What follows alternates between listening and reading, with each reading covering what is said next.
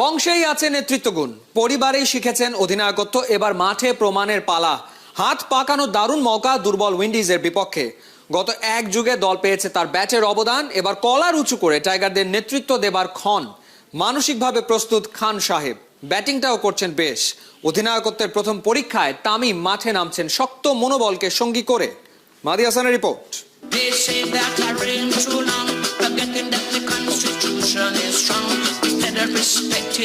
যে সুরের মূর্ছনায় নিজেদের খুঁজে পায় ক্যারিবীয় দ্বীপের মানুষেরা, সেটাই ক্যালিপসো। কতটা গভীরে এর অনুরণ, 22 গজের খেলা তো উইন্ডিজ ক্রিকেটের বিশেষত্বের বিশেষণ বোঝাতে লেগে আছে ক্যালিপসো। খেলাটাকে উপভোগ করা তো বটেই, ক্রিকেট বইয়ের শর্ট খেলা তো ক্যারিবীয়দের আছে নিজস্ব ধাঁচের সেই সুর। চেতন বা অবচেতনে আরো অনেকের মতো ক্যালিপসো টান হ্যামিলনের বাসিওলার মতো যেন টেনেছে তামিম ইকবালকেও। সেই গর্ডন গ্রিনিচ, ডেসমন্ড হেইন্স থেকে শুরু করে ব্রায়ান চার্লস লারা, বঙ্গদেশে তামিম ইকবালের খেলার শুরুও যে আছড়ে পড়েছে ক্যালিপসোর ঢেউ। ওয়েস্ট ইন্ডিজের ক্রিকেট কতটা প্রিয় তামিম ইকবাল খানের, কিংবদন্তিদের কারণে তো বটেই, প্রতিপক্ষ হিসেবেও সম্ভবত ভীষণ প্রিয়।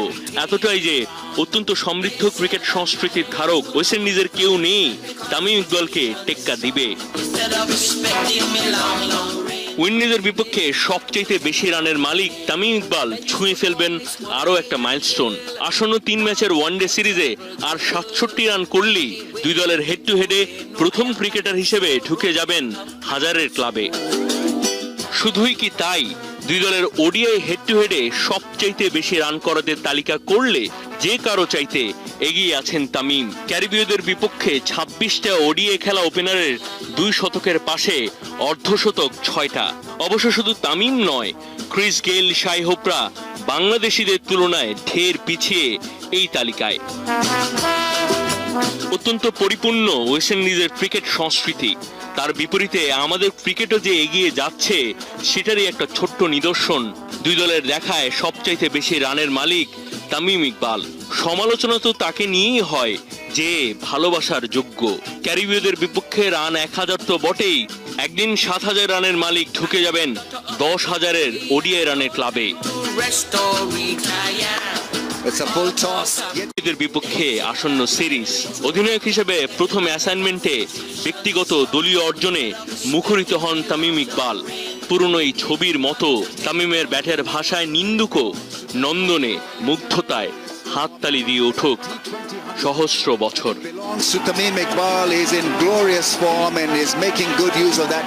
মাহদি হাসান, 71। দুই নতুন কুড়ি ফুল হয়ে রং ছড়ানোর অপেক্ষায় আন্তর্জাতিক ক্রিকেট ভুবনে প্রবেশের দোরগোড়ায় আর তর সইছে না মেহেদী হাসানের। আকাশ সমান স্বপ্ন নিয়ে অপেক্ষার প্রহর গুনছেন। অনূর্ধ্ব 19-এর বিশ্বকাপ জেতা শরীফুল মনে রাখার মতো অভিষেকের প্রতীক্ষায়। অনেক কাঠখড় পুড়িয়ে জাতীয় দলে এসছেন, সামনের পথটা আরো কঠিন, দুজনেই মানছেন। নাইয়ান বিন জসিমের রিপোর্ট। যেই থেকে খেলা শুরু করছিলাম ওই থেকে আসলে ন্যাশনাল টিমে খেলার জন্য স্বপ্ন ছিল আর কি, খেলার। তো এখন চান্স পেয়েছি আলহামদুলিল্লাহ। পরিশ্রম করে আসছি বাংলাদেশ টিমে খেলার জন্য। তো প্রথমে যেহেতু আমার টি20-তে অভিষেক হয়েছে, এখন ওয়ানডেতে সুযোগ আসছে আলহামদুলিল্লাহ।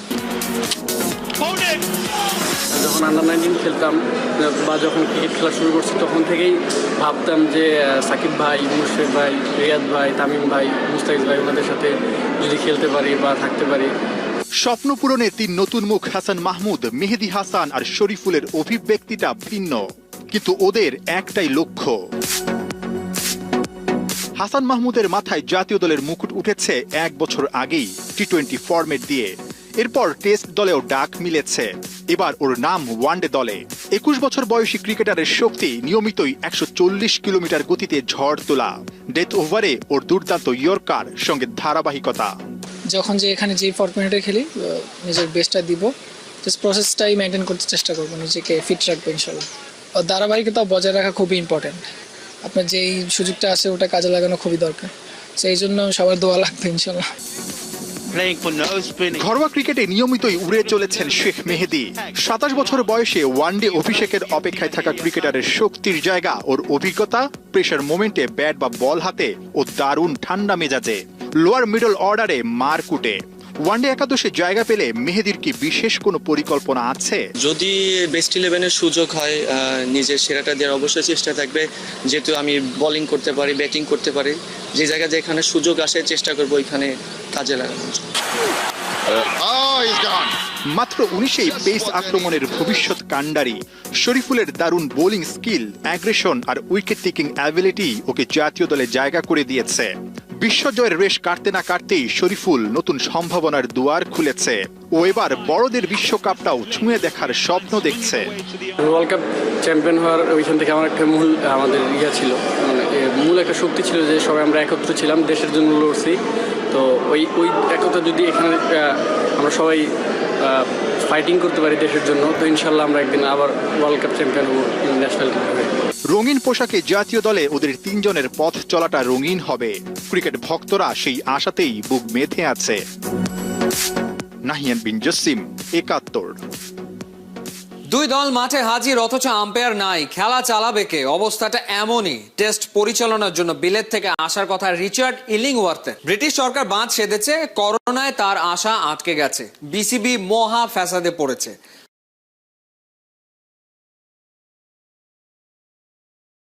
হেড অফিস থেকে এখনো কোনো সারা শব্দ নেই। উপায় না পেলে দুই লোকাল আম্পায়ার দিয়েই কাজ চালাবে বোর্ড। রিয়াসাত আজিমের রিপোর্ট।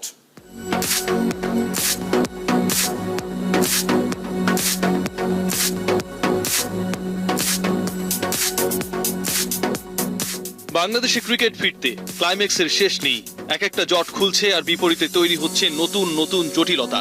মাঠের প্রস্তুতি ম্যাচ সবই হচ্ছে জোরে সোরে। বিরক্তির অপেক্ষা শেষ হয়েছে ব্যাটিং আর পেস বোলিং কোচেরও। তারপরও দিন তিনেক পর অনুষ্ঠিতব্য সিরিজ নিয়ে আছে অনিশ্চয়তা। খেলা মাঠে গড়ানো নয়, পরিচালনায় সব জট আর জটিলতা।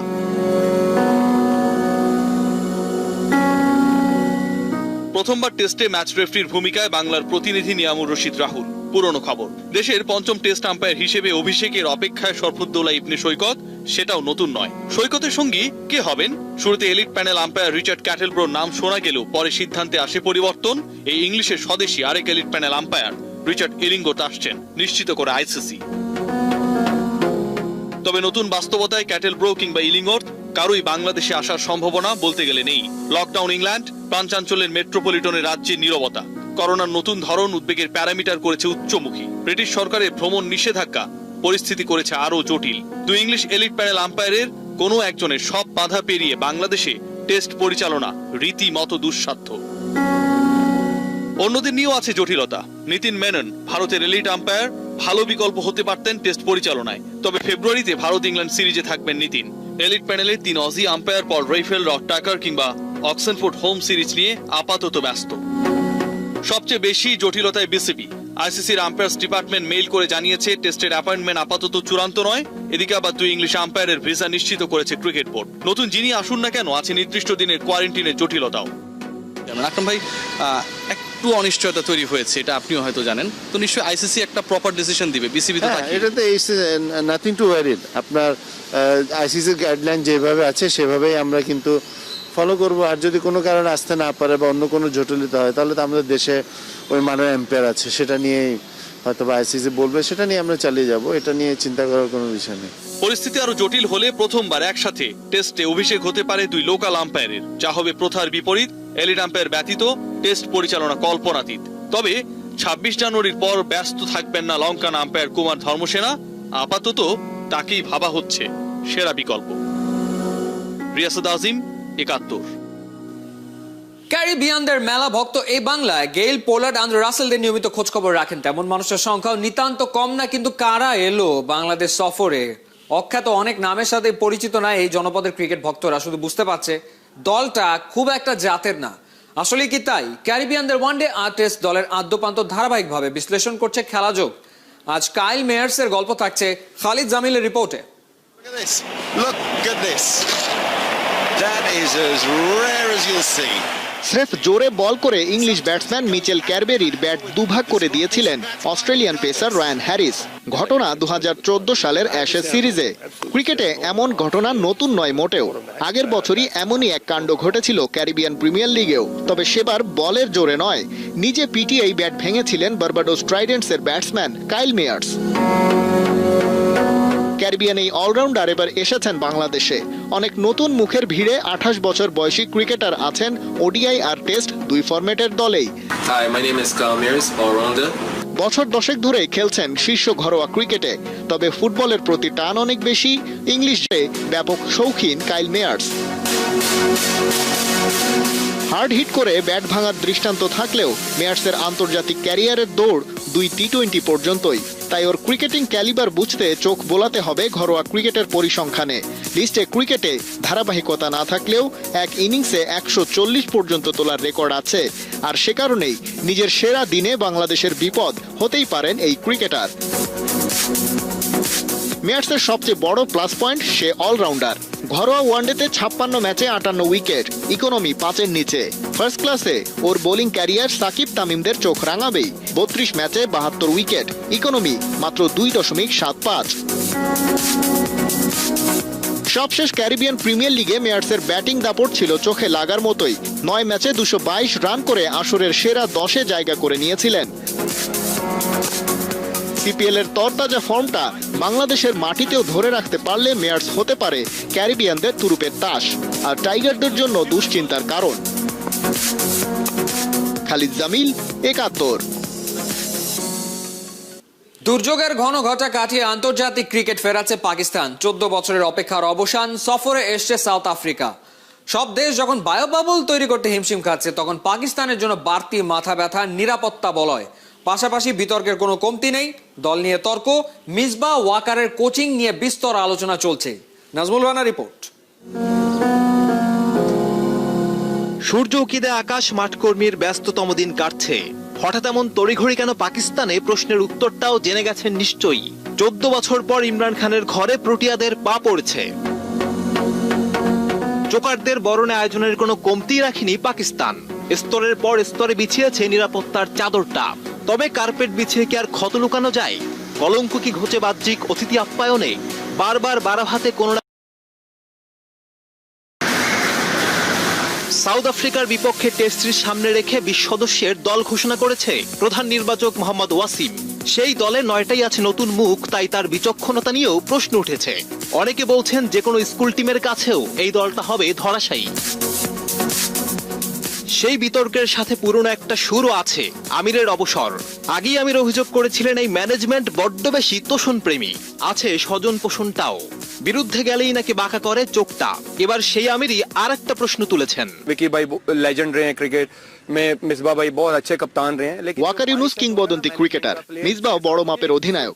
তবে কোচিং এ তারা বড্ড বেশি কাঁচা। মাঠের ভালো খেলা আর ভালো কোচিং করানো এক বিষয় নয়, তাদের সেই জ্ঞানের যথেষ্ট অভাব আছে। मुझे एक टेम्परामेंट, एक एजुकेशन लेनी पड़ेगी कि मैंने प्लेयर के साथ हैंडल कैसे करना। নিউজিল্যান্ড সফরে তুলোধুনো হয়ে বিতর্কের বেড়াজালে প্রধান কোচ মিসবাহ। সেই বিতর্ক আরো জোরালো করেছে আমিরের এই দাবিটা। কমাস আগে 2 পদ আগলে রাখা মিসবাহর প্রধান নির্বাচকের পদটা গেছে।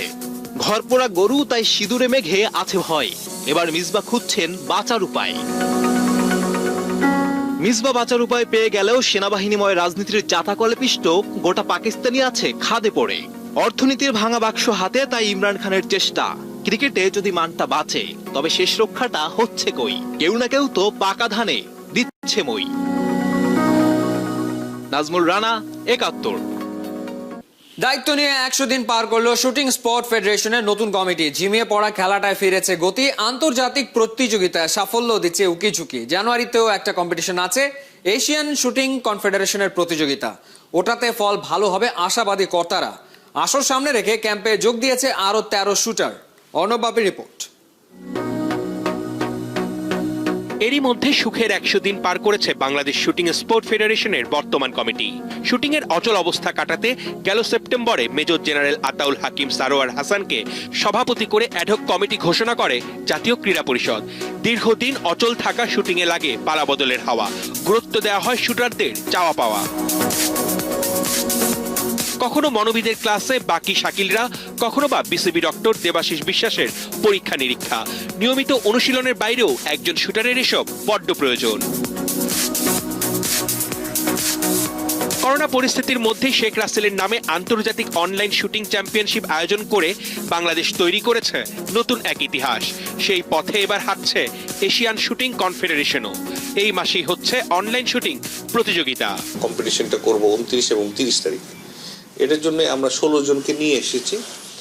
16 জনের মধ্যে আমরা বেস্ট 12কে রাখবো। অনলাইন যে কম্পিটিশন এবং উইথ প্রাইজ মানি আমরা বলা পৃথিবীতে প্রথম আমরা শুরু করেছি। রাষ্ট্রের গুরুত্বপূর্ণ কাজে ব্যস্ত থেকেও শুটিং এর প্রতি দারুণ সিরিয়াস বর্তমান সভাপতি। সুযোগ পেলেই চলে আসেন ফেডারেশনে। বর্তমান যে প্রেসিডেন্ট সে শুটিং এর প্রতি বেশ সিরিয়াস এবং সে সবসময় সার্বক্ষণিক খবর রাখেন গেমটা কিভাবে উন্নতি করা যায়, গেমটা কিভাবে আর একটু বড় করা যায়, আমাদের ফেডারেশনটাকে কিভাবে আরো বড় ধরনের ইন্টারন্যাশনাল ভেন্যু বানানো যায়। 2017 সালে বাকুতে ইসলামিক সলিডারিটি গেমসে স্বর্ণ জেতা একমাত্র ডিসিপ্লিন শুটিং। অথচ আগামী সেপ্টেম্বরে হতে যাওয়া পঞ্চম আসরে শুটিংকে বাদ দিয়েই কেন তালিকা দিল বিওএ?